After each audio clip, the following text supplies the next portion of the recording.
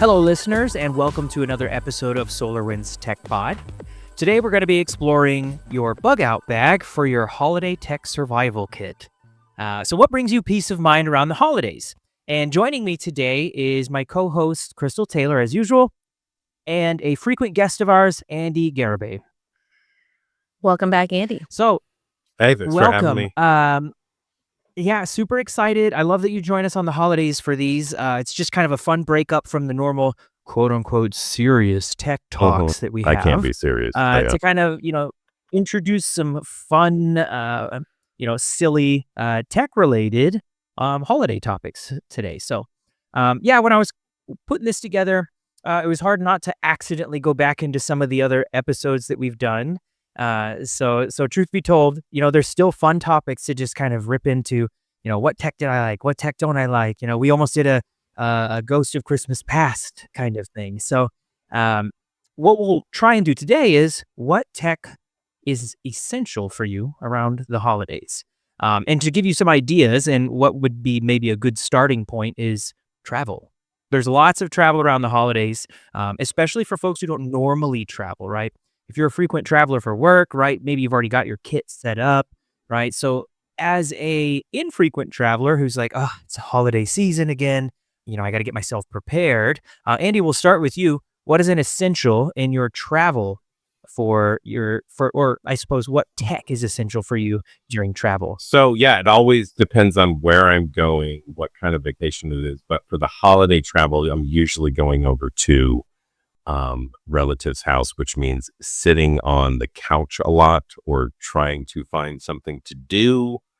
So anywhere I go, I'm not including my phone. It's always in your pocket, but that takes care of like 90% of the things that I want to do. But anywhere I go, I have to have noise canceling headphones. Always bring my Kindle.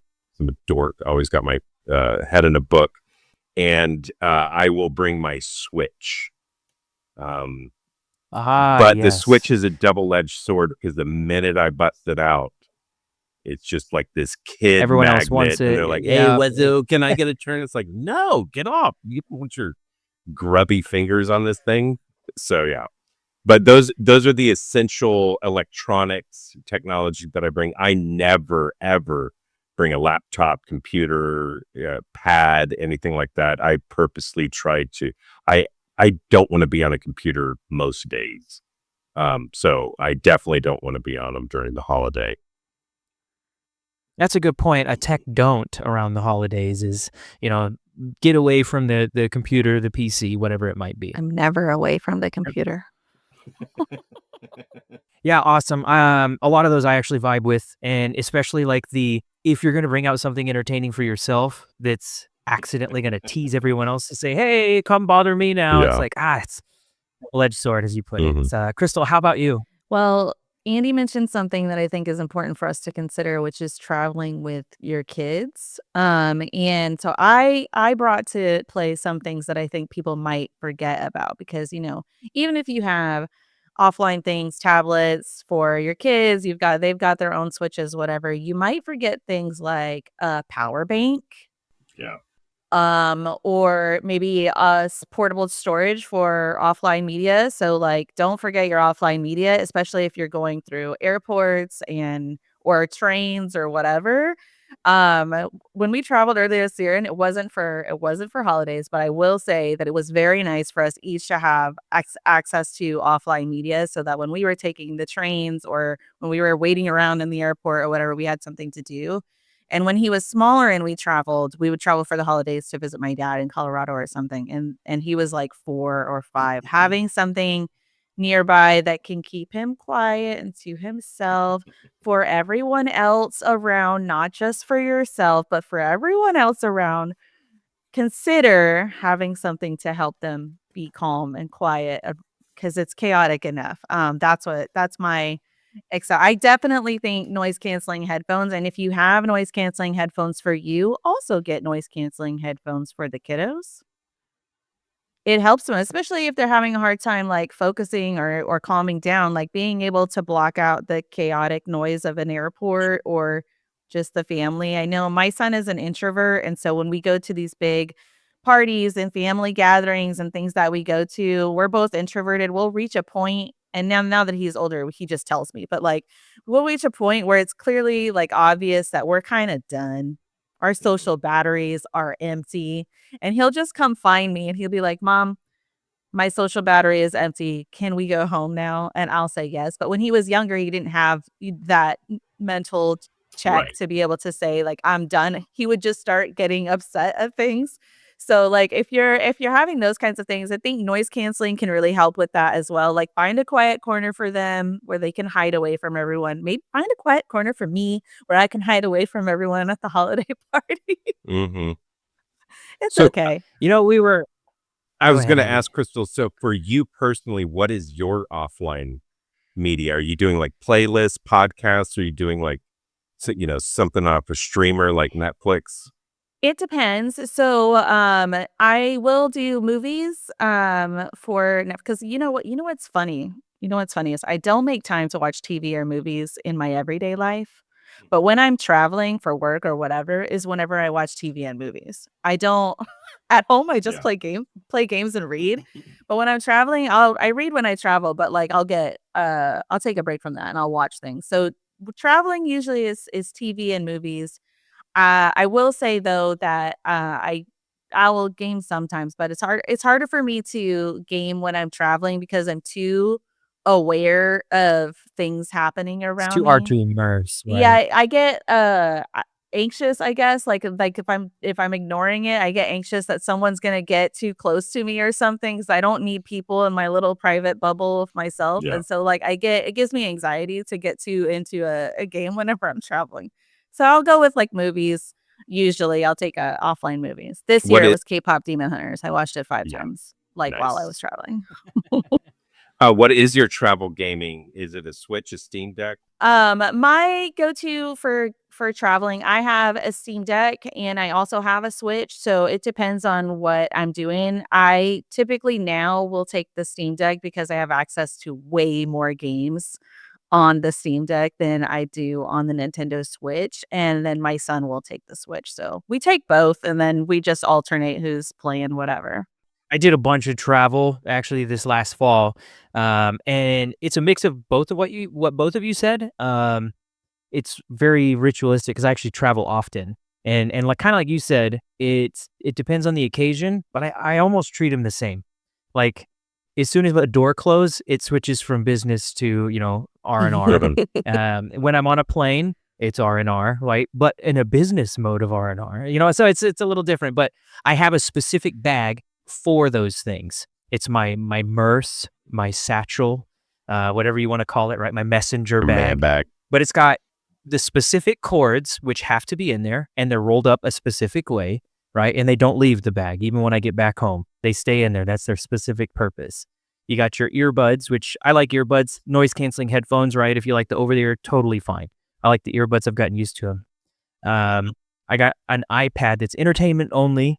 I only got the iPad because it was on the company store. Otherwise, I wouldn't touch an Apple product personally. That's just we'll throw some tech in there, right? Everyone likes to pick their platform of choice. And audiobooks, man. Oh, I love audiobooks. I will spend Can't hours do and 'em. I hours in can't do it. audiobooks. It's the only way for me to get through books because I'm so physically busy. I have to be doing something.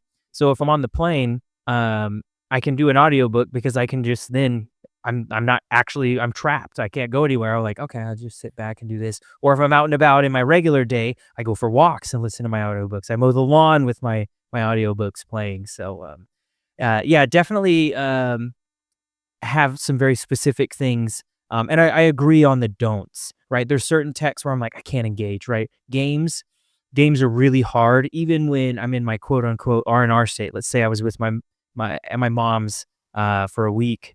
I could play maybe a quick mobile game or something on the iPad, but even then, it's just so hard to like.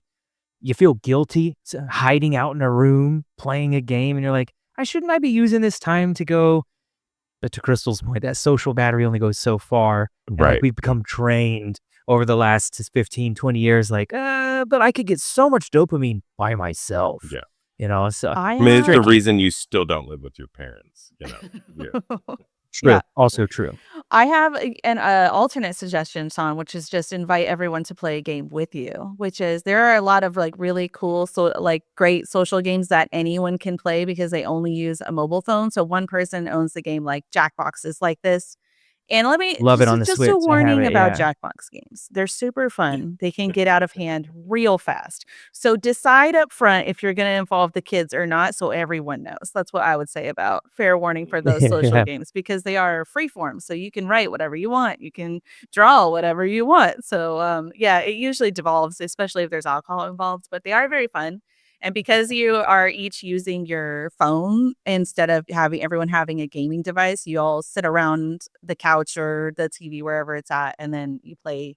It's very engaging. So you can get everybody involved in that. Everybody's got a phone nowadays. You can get everybody involved in that. So I would say if you are like fiending for playing something or the party's getting boring or you're trying to find an escape, games are a good way to go about that. We're a gaming family over here. We play board games, card games, dice games, everything Oh yeah. on my full extended family. So there's going to be games somewhere happening, and there are also the social games that are also really good.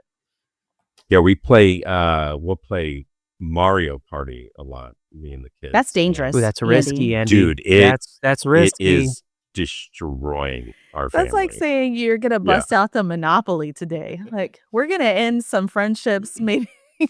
Yeah. It always ends with somebody crying. It's amazing. It's so good. Yeah. Or passed out in a box of pizza. I've been there too. No, great stuff. So we kind of did a pretty good broad. We can, if you remember anything, of course, bring it back up. But another good thing when we think about staying with family around the holidays, especially as Americans, I'll say, is food, right? And it's most cultures as well around whatever holiday it may be. But food is a big thing. And tech has become a big part of it. If you think about your traditional Christmas dinner, you got either ham or turkey is probably one of the bigger ones that comes to my mind. And there's different tech for turkeys nowadays. So it's not super new, but in the last 10 years, deep fried turkey has been something that's been more regular in my family. And there's different tech approaches to, what kind of deep fryer you have. The gas ones, absolutely terrifying. Absolutely terrifying. Can you imagine that there's videos, you've seen it, where someone puts a still frozen turkey into, magma oil. And then, kaboom, oh, it was in a gas grill too. Yeah, terrifying. Either way, kitchen tech. We also brought up some of these neat kitchen gadgets on some of our past podcasts where we talked about, what are some neat, interesting wish list kind of techs. So again, we'll start with you, Andy. Is there anything when it comes to kitchen, because you've said before you love cooking, Yes. what kind of kitchen tech is a must-have around the holidays? So whenever I was younger and, everybody gets their first apartment and everything like that, I had tons of kitchen tech because you're trying to like cook something really well in a microwave or a George Foreman grill or whatever. So I had a bunch of that stuff, but as I've gotten older and thankfully more space and a bigger kitchen, my kitchen tech has gone out the door. I don't have any more kitchen tech except for like a stand mixer, but I barely count that. And I was so against an air fryer because I was like, lazy, just put it in the oven or whatever. And so I finally got one. My wife just kept asking for one, so we got one. I didn't want another thing on the counter, but I found the space that we could tuck it away. And so, and absolutely love it. But all of those gadgets that I used to have, I just phased them out because they just sit in a cabinet. And, every year or two, I do the clean out and rearrange, and I got rid of them. But like I used to have, then I went through like 5 George Foreman grills, 3 Magic Bullets, all those random things of like, it cooks eggs in a microwave, or it's a bacon tray, or it's a whatever.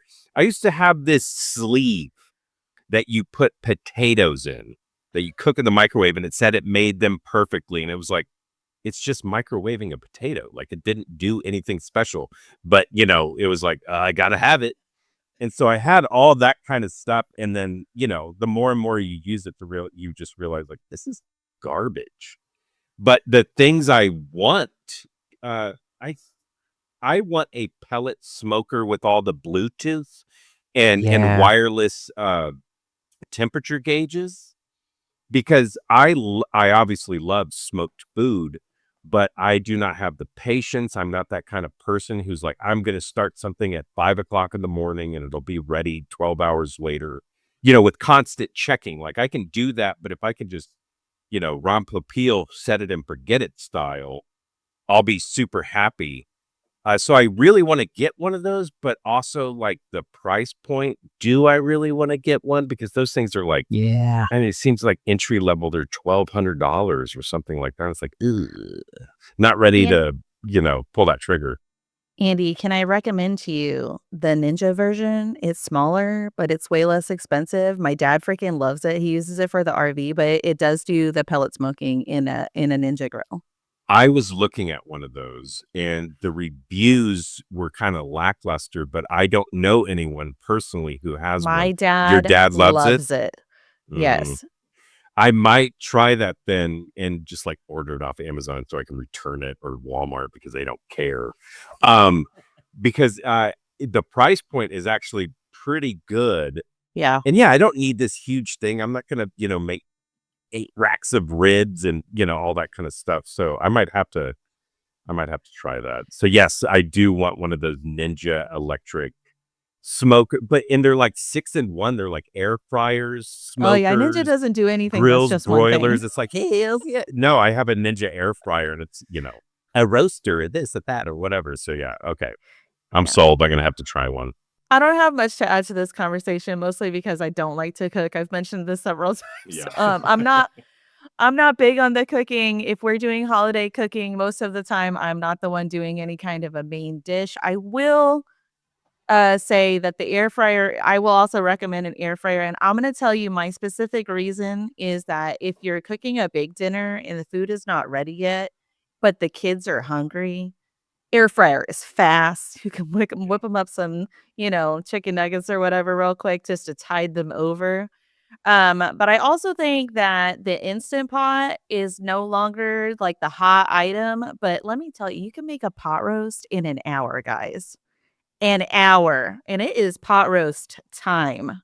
I am ready for a pot roast. So that's all I got. I don't cook a lot. I don't have a lot of cooking gadgets because I don't cook a lot. So I don't have a lot to add to that conversation. I just used my Instant Pot this week. You can make beans that from dry in 1 hour. Made a huge pot of baracho beans, and they were so good. Freeze the rest of them. Coming to Andy's house.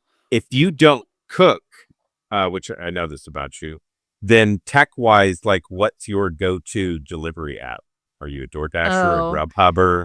Are you I have Favor? I have two subscriptions. I have DoorDash and Uber Eats. Nice. Uber Eats, I will tell you that I like them better for the reason that you get Uber, the driving is the same. It's the same subscription. So you get the Uber Eats and you get the Uber ride shares in the same subscription, which is multi-purpose, and I like that better because it seems like a better deal, even if it's not. I don't know. Can you I've never used Uber Eats. Can you combine them? Like, I need to go to the airport and I want chicken wings. I don't Bring them know, to but me. I think that I should try. Yeah, Full service. Full service. exactly. That'd be awesome.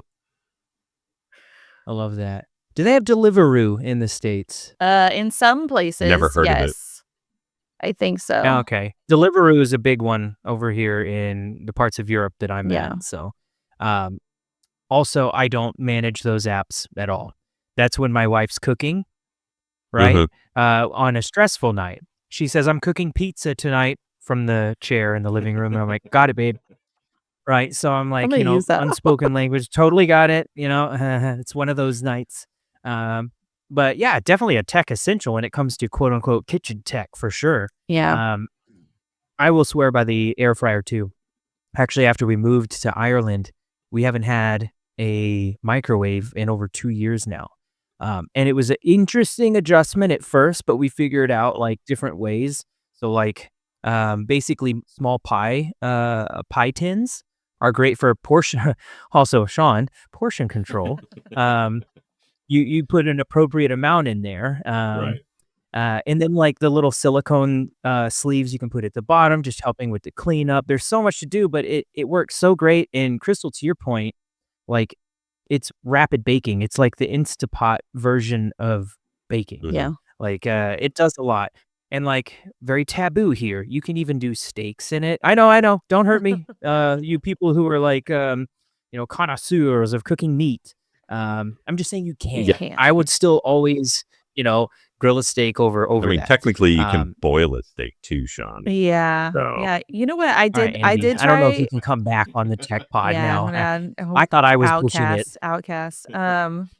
I have tried to air fry a steak, and I'll tell you, I overcooked it immediately. I don't know how to balance that. I don't know what to do with that. So I cook it on a cast iron skillet if I'm gonna make steak.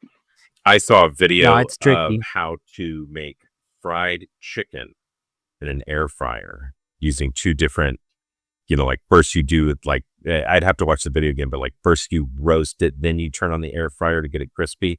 I was like, that sounds messy, but I'm going to try it. But it still sounds cleaner than, like I love fried chicken, but oh my God, like every time I've tried to make it, it's just, splatter everywhere. It's just so annoying. So I never make fried chicken. Well, and not just that, but cleaning the batter that somehow turns into like the sediment of the batter at the bottom of the bowl. And you can't put it down the garbage disposal, and you got to just scrape it off into a trash can. Yeah. It becomes concrete too. But yeah, no, double frying in the air fryer is a great trick, right? You cook it the first round, let it cool for a second, right? Maybe, toss it if it's tater tots. That's a great one. Tots, right? Toss them, let them, season them, toss them, let them cool for a second, put them back in on the highest heat for 5 minutes. And then bam, they've got that extra crisp to them. So the double fry in the air fryer is great.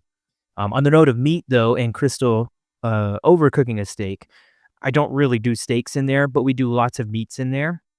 To your point, Andy, frying is awesome because of the mess, and pork chops are notoriously hard for us because you can't get the breading to stay on because it's such a juicy meat, right? Yeah. It's a fattier meat, and so like the air fryer is fantastic for things like pork chops, which is actually what we're going to do tonight. Funny enough. Sounds good. But on the note of meat, I'm a goat. I'll eat anything, and my stomach's just fine. But Sierra has to know, is it cooked, right? So we have a digital thermometer. So she lives and breathes by the digital thermometer when it comes to meats, especially like poultries and stuff like that. And it's always out when there's, lots of cooking going on. And she swears by it. So that's a huge help for us. I'd like to say also a digital scale, but I don't use anything like that. This is portion control right Exactly. here, the eyeballs, okay? You got to eyeball it. That's how the seasonings work too, okay? We don't do no measurements, right? It's eyeballing. Only thing I ever measure is baking because that's actual chemistry. But yeah, well, that's seasoning, science, yes, making something. Yeah, it's always just eyeballing it. Yeah, it's the meat's color coded, right? Done enough. It's not hollering anymore. Exactly. One other thing that I don't use, but I have in the past, and it was okay. It was nice. Is one of the meat carvers, especially if you got an assembly line of people waiting for turkey or ham, especially if it's not a pre-cut ham. Having that the meat carver is really nice. It speeds it up quite a bit. Dude, there was something magical about around Thanksgiving or Christmas time, whenever you're like your grandfather or grandmother or whoever would bust out that in The electric knife. Yeah. It's just like, yes. And then the day you're old enough where they're like, would you like to slice the ham? Like, yeah. So Yeah. great. And The heavens open up. cut way too thick of a slice, but doesn't matter. So cool. You know what's another fun piece of tech I don't see them anywhere anymore. I don't know when it was first like the big thing, but they used to be cabinet or wall mounted. Or you had one that was on the counter surface, and there's a lot of these things being opened around the holidays, is the can opener. I know. I feel like they've been wiped off the face of the planet and it's all back to manual, which personally I was more a fan of anyway, because I could never get the magnet to hook on there right for the electric can openers. But where'd they I go? think that's why they went away is because they just weren't effective enough and they I didn't s- last. Yeah, I still see electric ones, but they're just handheld. They look exactly like the manuals. I So you use a still kind of manual, clamp but it. yeah, you still like just Yeah. clamp it and then you just hold down like a little trigger button and it does it. I find it satisfying to get the Yeah, crank though, exactly. But no, yeah, Same with I opening a haven't thought bottle of about those wine. in years, especially the ones that were mounted underneath your Yeah. bed, where it's just like, what? Yeah. Well, that you talked about, when your grandparents busted out the electric carver, Mhm. I think about that heavy duty, again, against the heavy duty wood cabinets, because most stuff's not heavy duty cabinet wise Mhm. anymore. But like you'd fix it in there and you'd feel that clunk, the big heavy magnet trying to grab the can. And you're like, I got it for sure. Nope, it's gonna spin for the next 10 minutes, and you're gonna be like, what the heck's going on? Can I get into my pumpkin puree? Yeah. All I think about whenever I think about those wall-mounted electric can openers is Futurama. Oh, love Bender gets Futurama in fights and with it all the time Mm. and loses. You know, segueing into our next topic, this is something that Chrystal brings up all the time in completely unrelated episodes. Any episode, I swear it could come up. Is tech support for family. She's always talking about tech support for her mom specifically, right? And I have this. My mom's frequently reaches out. Even though my brother's more of in the IT tech world, where it's like the hands-on tech support tech world. So now I'm like, brother's got you better. Like I'll play it myself down. I'm like, oh, he's probably just got more knowledge on it now, right? What is it called? Shift left. We'll say that. I'm actually just being responsible. But anyway, when it comes to like getting new technology for let's just say older generations or even younger generations, which I experience a lot now, is that holiday tech support, right? It could be even putting batteries in, which that's probably something I want to unpack with, with you guys on here is what's your tool for that. But before I do, let me go to Chrystal first this time. Chrystal, holiday tech support, any horror stories, anything specific for you? Well, the main story that always comes to mind is my mom calling on Christmas Day because she got a new iPad and wanting to know what her Wi-Fi password is, and I don't know what her Wi-Fi password is. Sounds about But right. having to tell her where to look for it. But yeah, I think that generally speaking, like there is always some tech support happening. Something doesn't work as expected. I got my son and I got new graphics cards, I don't know, 2 years ago, I guess, for Christmas. So doing the install on that, he's still learning, so I do tech support for him. I still do tech support for him. Something's not working correctly, and I'm like, "Did you update the driver?" "Well, what do you mean?" I'm like, "How have you not learned this yet?" So yeah, I think there's like generally speaking, there's a lot, but I also get to share the burden of tech support with my brother, but I am an easier person to talk to. So I think I get it a lot. I was gonna bring up as part of this kind of, for, like, parties and stuff, if you have those who can't travel or, maybe they're ill or maybe they're older and they can't travel or they just had a baby and they wanna be part of the festivities, but they're not there, it has become a thing for us in our family that we do a meeting, a Teams meeting or a Zooms meeting and set up a camera over the TV in like the living space Oh, and that's put them great. on the TV and they can be part of it. I will say there are issues with this as well because as you can imagine, it's like joining into a conference room full of people and you're one person and Chaos. you're not part of the conference room. So there's some situations there, but I have managed that for parties for my family before and like getting them involved and making sure someone is by the microphone so that they can have conversations and things like that. And I think you can still be part of it and not actually be there if you'd like to. There's lots of tech options for that. Andy, how about you? Um, yeah, just anytime my parents wanted to get a new electronic, it was just a nightmare because same thing, like they don't know their Wi-Fi password, they don't know their Microsoft login, they don't know the whatever. And after decades of yelling at them to like, just get a piece of masking tape, put it on your router, and write your password, or write down your actual passwords, which they would do, but then they wouldn't have like a place where they would specifically put the passwords. So then they're looking for a post-it note on a desk that's just garbage. Yeah. Lots of post-it notes. Yeah, exactly. So I finally got to the point with my father. My mother's no longer with us, but I got to a point with my father where I just lost all patience. And I told him, just Google it. You are a very smart person. Do not give up on yourself. I believe in you. You can figure this out. And Yes. sure, like he wanted to buy a new printer because he had this HP that just took over the computer. HP, I won't say any more about it. But anyways, he wanted a new because he was like, it takes over the computer and I hate it. So I was like, just go buy like a Brother or an Epson. Like I've always had good experiences with them. They just act like a printer or a scanner. So he bought this Brother. He was like, how do I hook it up? And I was like, just open the box, do it, just plug it in. It'll walk you through it. And sure enough, like 2 days later, he calls me and he's super proud of himself. Like, I got it working, this and that, blah, blah. And it's like, see, Dad, you can do it. And then just every time now, it's just like, Google it, because I know enough about computers to where if he has a problem, I can tell him like, that's an easy Google solve. Otherwise, like, okay, next time I'm in town, I'll take a look at it.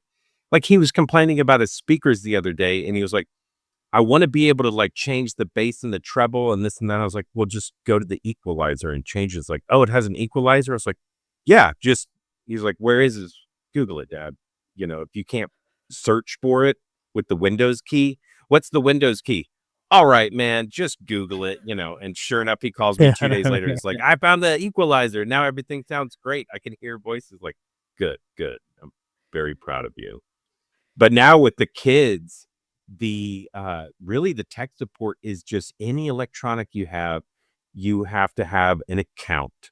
You have to have a login. You have to have an email address associated with it. So it's just a full-blown hour of just running in those circles of just frustration of like, they're 8. Why do they need an email address for this? And I don't want it on my whatever. So it's that. And I will say it's not the biggest technology thing, but I'm so over it. Is Sean, you brought up batteries and electronic. I do not need a screw to hold the battery compartment to the device. If I ever see that and I'm aware of it before purchase, Not buying it. I'm not buying it because I don't want to go to the kitchen to my little drawer that has my tiny little screwdrivers and be like, like, I don't care at that point, just swallow the battery. Like, it's ridiculous. So that's my biggest bane during Christmas of like, it needs 4 AAAs. Let me go get the screwdriver. Who moved the screwdriver? So anyways. Yeah. Yes. I couldn't agree more. Yeah. I've got them laying the backs with the screw. I've got them laying all over the house at the moment because we keep these Christmas decorations stationary, right? You put them up and they stay there. So I'm like, I don't need to secure these batteries in from a fall. Yeah. Like I'm not tossing it, right? It's we're not going for some battle damage here. Yeah. But anyway, it's so we'll try and clip it back in because it has this like soft click and then you're supposed to screw right afterwards. We'll just do the soft click. Sometimes it comes out as we like shift it slightly and I'm like, okay, it could just stay there. That's fine. The thing's still glowing, so I'm done with it.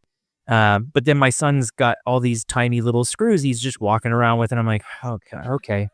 That'll be in my toe later, but at least I didn't have to go through the mental anguish of finding, I can't find the little tiny screwdriver anymore. Mm-hmm. Big problems. I got to a point where I got a bit set for a drill. I had to reinvest in some of my Ryobi tools over here in Ireland because I couldn't bring any of them with me. But I got another bit set and I was like, okay, I got some small ones.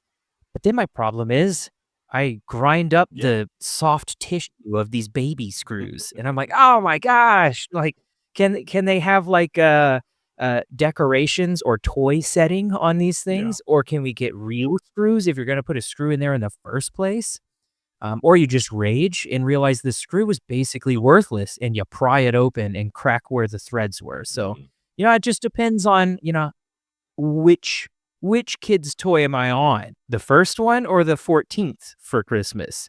Um, and couldn't agree more on the account situations. Huge pain, but I feel like I've got myself in somewhat of a zen place now because I just kind of cloned my naming convention for myself for the kids. They've never touched these email addresses. Right. Got them all in the Google family thing now.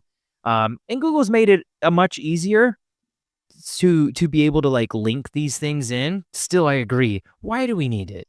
You need to know what my kids are doing, linked to my family. Like, you need to see what's in their email.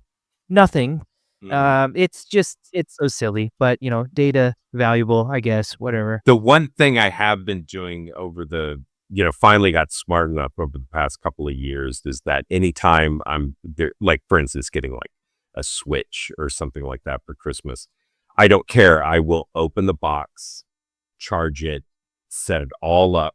So on Christmas morning, I'm not being bothered because obviously do it they ahead of want to time. play That's with it smart. Clever. immediately. And I get that because I was the same way. Yeah. But on December 8th, I will take the time to do everything at my leisure. So on Christmas morning, they can open it up, they can play with it, and it's fine. It's still going to be wrapped or in a bag or something like that. They don't care that the box has been opened. They've never been like, "Where'd you buy this used, you cheapo?" So, yeah. So I do actually take the time for the past couple of years to just get it all set up because I can watch TV while I'm doing it. Because Christmas morning is just too much Chaotic. going Yeah. on, and plus I want to look at my new socks or pajama pants and be like, yeah. So I don't want to be bothered with like, hey, can you log in? Like, no, go away. So I agree. And in the same line of like having to use an email to sign into everything is why does everything need an app? And why are all the apps different? Can we not? Why do we need I don't need an app for the toy that someone gave my kid. No, I don't need that. Why are we tracking metrics for any of these things either? The same along the same lines. Toothbrushes, all kinds of stuff. You're like, why? Why do I need that? I don't want that in my life. Get out of here. create an Oral-B account for maximum clean. And then I feel at a loss when I'm messing with a Tamagotchi. And I'm like, what is going on here? You're telling me I have to read paper? Like, I have to go research how to keep this thing alive? Oh, it pooed. Now what do we do? Oh, the Tamagotchi. And there's so many different little, like, things. She's got a hamster ball. My daughter has a hamster ball.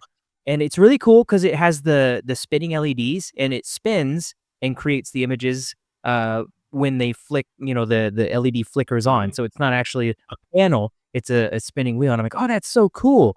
What's its purpose?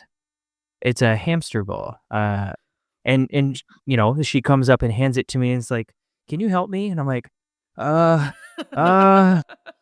why is it? Yeah. Why is it exist? Like, you wanted this. Yeah. So tech support can go in so many different directions for these things, from the physical hardware to, remote support to hands-on troubleshooting. But it's a curse and a blessing because there's so much joy around just, after you're done, it's more satisfying, I guess, helping a family member, even though you're kind of grumble about it a little bit and they don't give you a positive survey score. But it is what it is. My CSAT scores are in the tank. That reminded Yeah, me last year, my youngest started, she wanted a Tamagotchi. And I was like, what? That's not 1997, whatever. But she saw it at the store. came So back. she got it. Yeah.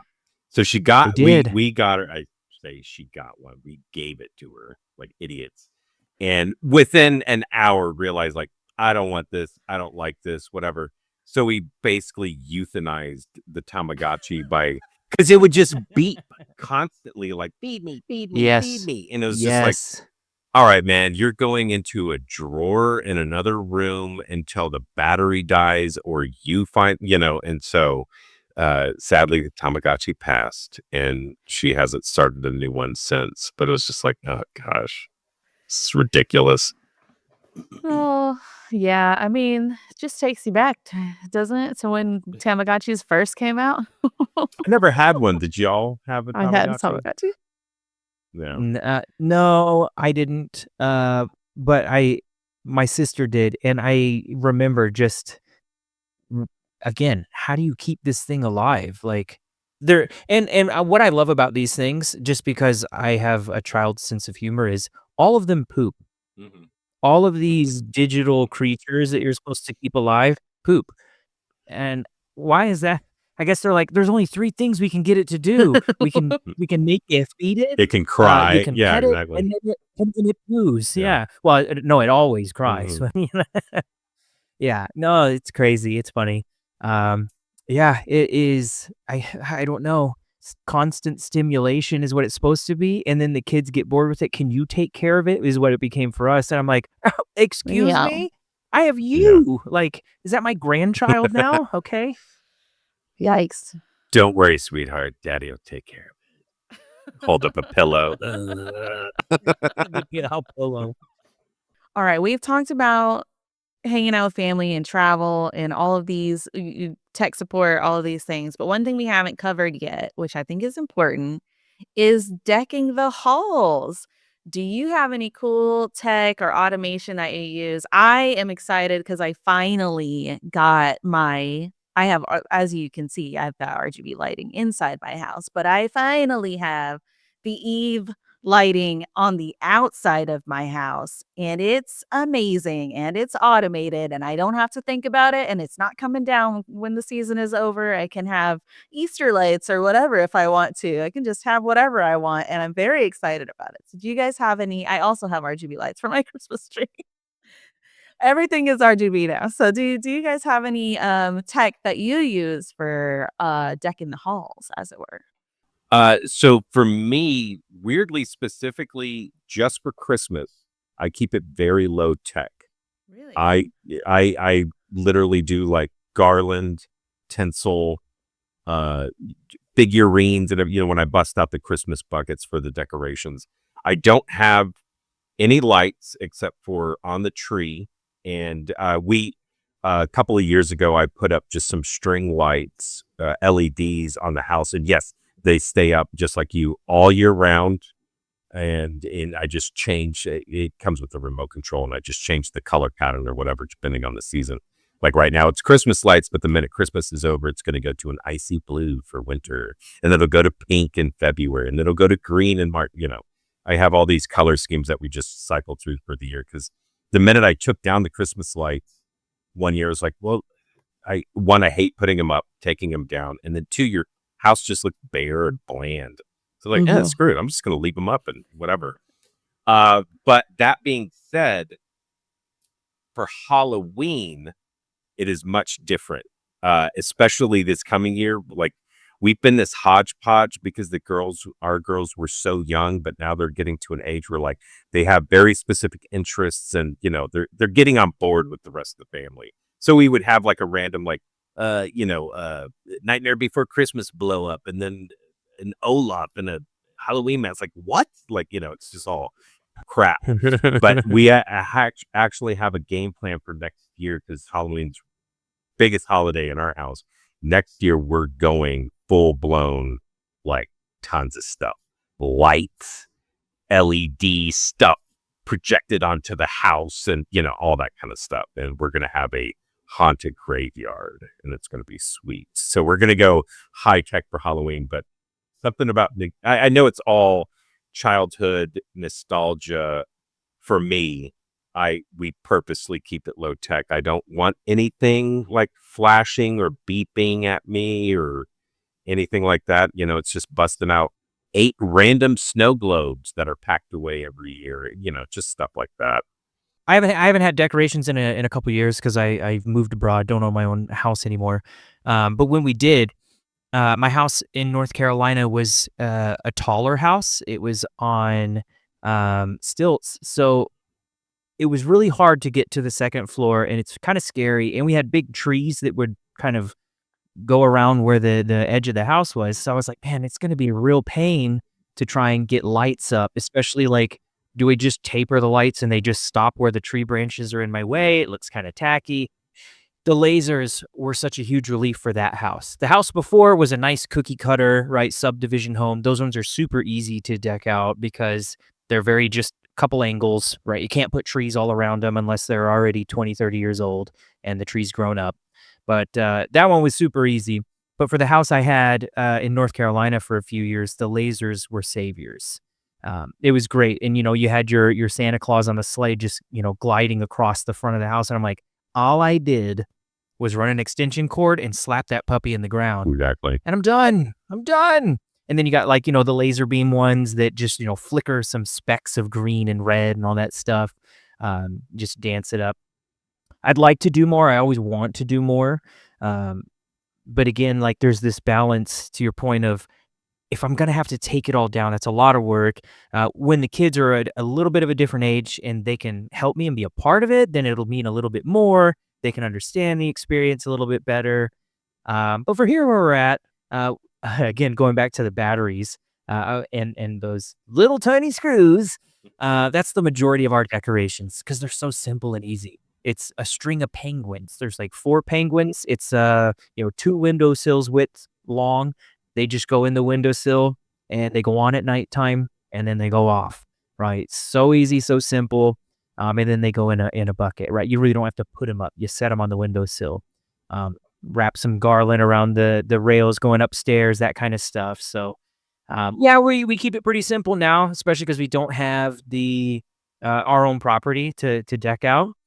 But that is also something that I love about the holiday season is driving around and seeing everyone else's. Yeah. I've never really experienced it in the US. I did houses, don't get me wrong.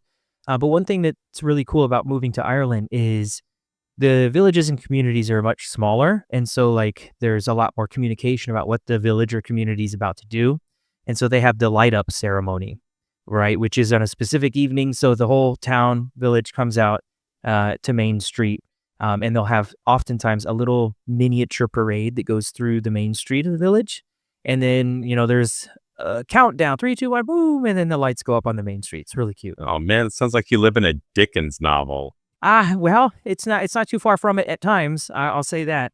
But yeah, it's really cool. And I love, even when I lived in the US, I'd put the kids in the car once the sun started going down at an earlier hour and we would just drive around and we would look at other houses.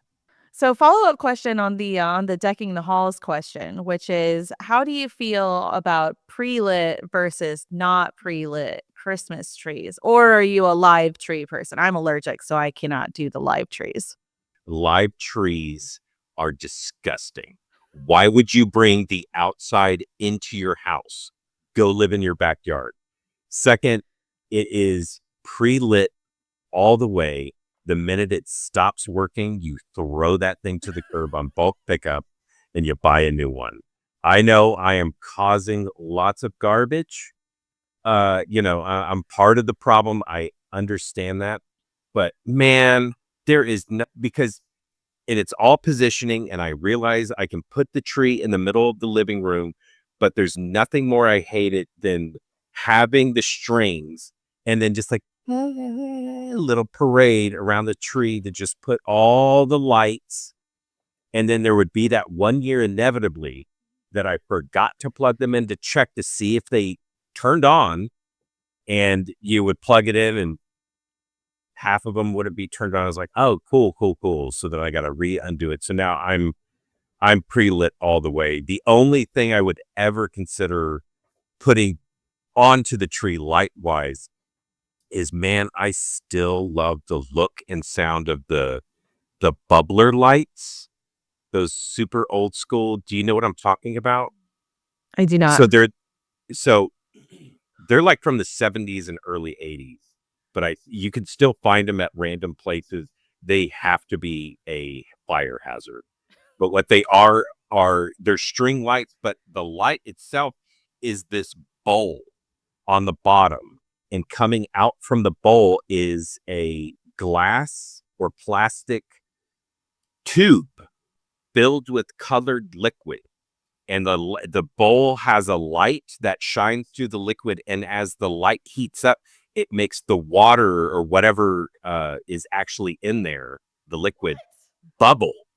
And you'll hear this, and if everything's quiet in the house, like on Christmas night, you'll hear this slight little ASMR bubbling, and then the lights with the bubbles cast these fun, like Reflection. shadows and reflections and everything, and they're awesome. Just look up bubble lights or bubbler lights. I'm gonna look it up. And Sounds awesome. they're amazing, but they usually only last like 2 seasons. They're annoying to put away because they don't spill or anything, but you still have to be careful packing them. I'm so used to just like lights in the bucket and just forget about it for a year. But they are totally worth it. They're so cool. I love them. They may have discontinued those right after the acid garland that was popular in the 60s. That's so worth it. No, but it's funny you mentioned the sound, the ambiance. I have this ancient angel that was the tree topper, right? You have the star, whatever. We had this angel that was probably as old as, maybe just younger, or maybe even older than I am. But I got it in the inheritance of things. It was passed down. Still works, but it had a rotating wheel at the bottom. Yeah. You can't see the wheel itself, but it makes the light kind of rotate around the bottom, so kind of like the glow moves. And it's so old that when that wheel moves to a certain point, it just, every 5 to 10 seconds, I can't remember, but like it'll be quiet and you're just appreciating the glow of the Christmas sitting on the couch by yourself because your kids woke you up. And so you're like, what else do I do but go downstairs and let the Christmas lights entertain? What was that? Oh, my angel's talking to me. But to answer your question, Chrystal, I'm both. I agree with Andy. I have that. But then every now and then there's the year where I'm like, hey, you know what? We're going real. We're going real, man. The nostalgia is just going to hit too hard. We're going real. And we'll get a real one and we'll do the decoration. And thank goodness lights have gotten so much better. Yeah. I remember the struggles of going through the line of lights to say, which one do I need to replace? The filament's out on this one. Oh, the connection is bad. I need to kind of wiggle it and make it plug in better so the rest of the lights turn on magically. What a pain. Fortunately, the LED ones are so much better. They don't have that problem anymore.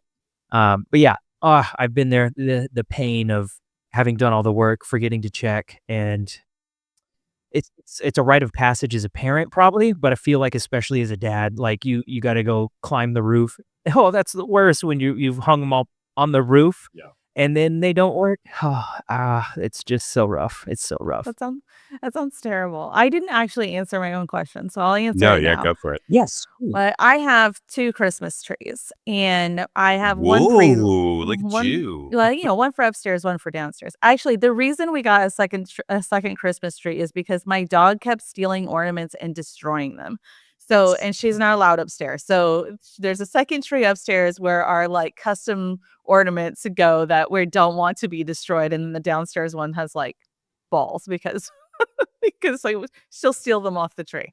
But which is funny because that's not the first pet I've had steal ornaments off the tree. Okay, story time, because now I've distracted myself and I must tell this story.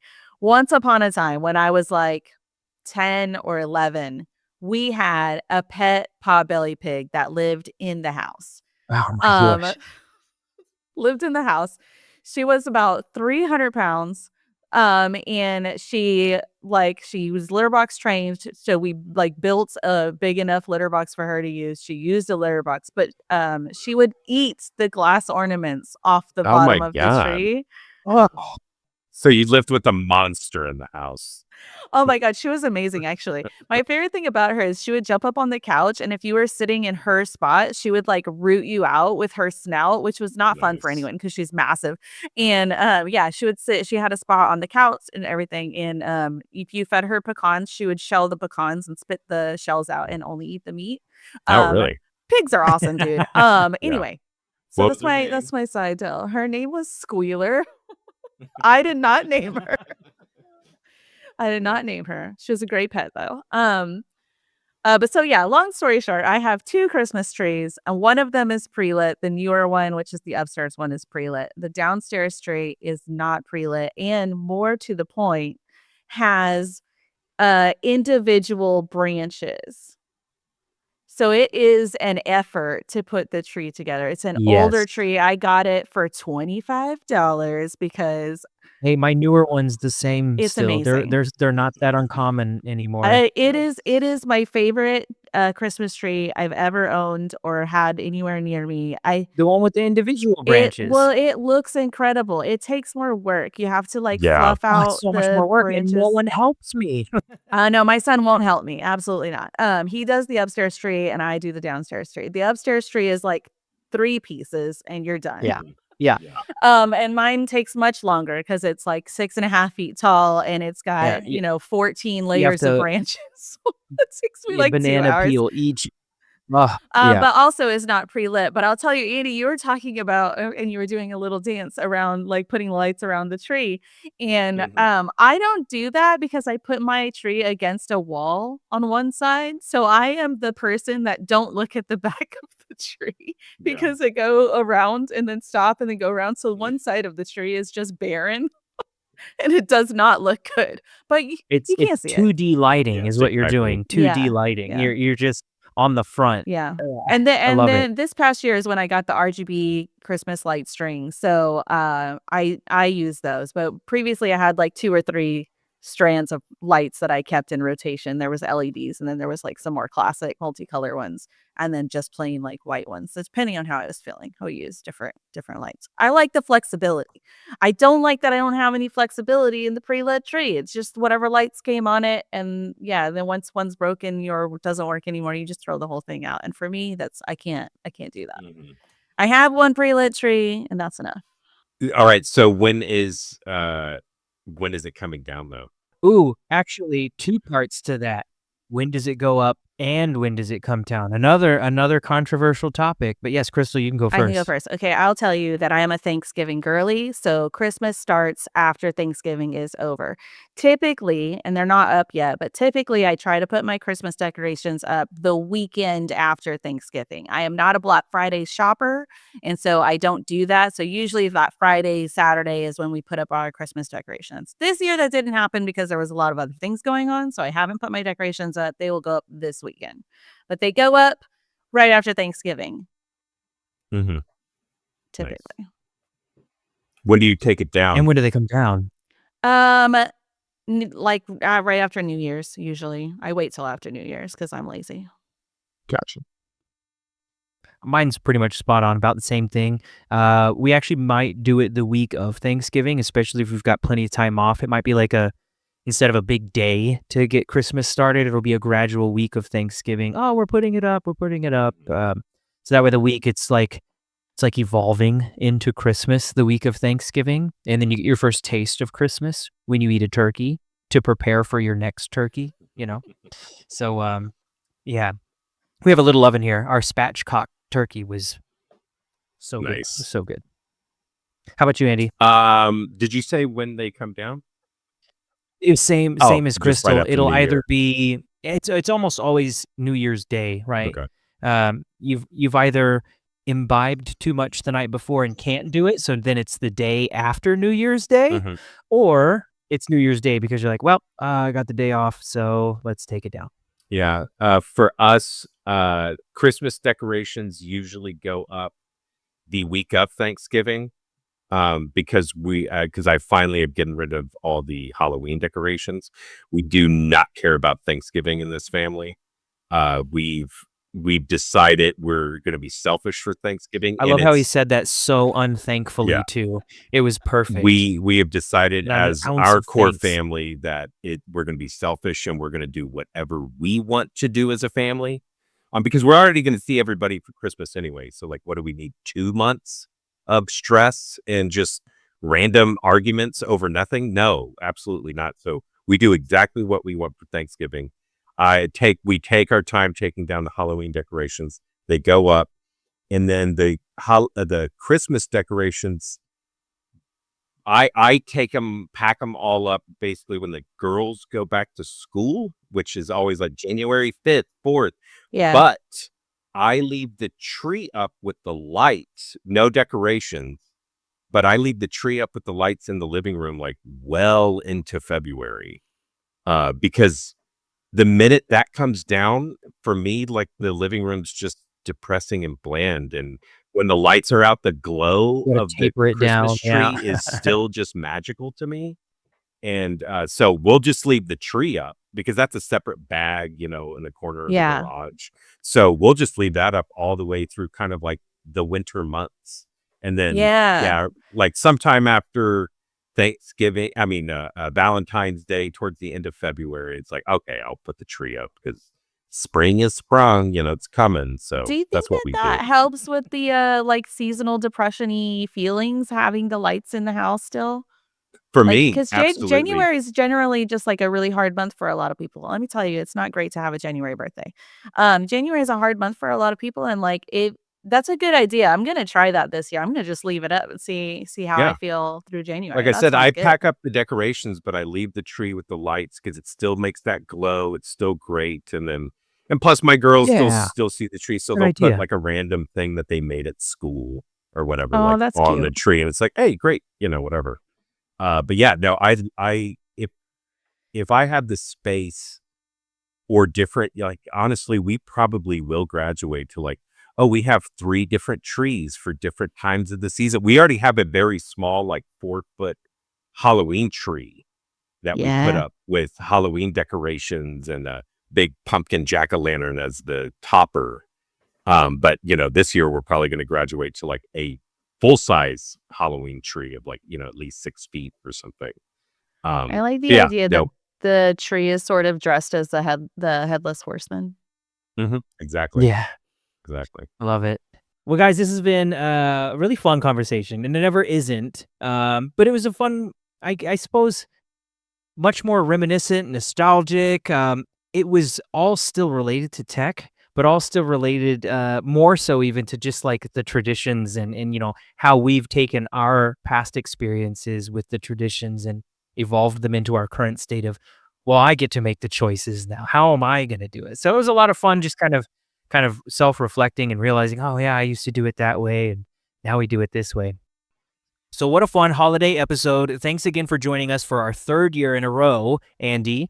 Yeah, absolutely. Thanks for the invite. I actually look forward to this holiday tradition of being on TechPod, and uh, I so glad that y'all joined me on Movies and Mainframes. If you haven't checked out that podcast, listeners, it's Chrystal and Sean are regular guests on that podcast, and it's really fun. I host it, and we just talk about technology in movies and television shows, and we kind of explore like themes and if they get the technology right or very, very wrong in a lot of cases. So check that out if you haven't already.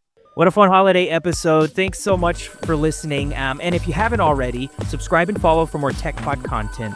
I'm your host, Sean Sebring, joined as always by Chrystal Taylor. Thanks for tuning in.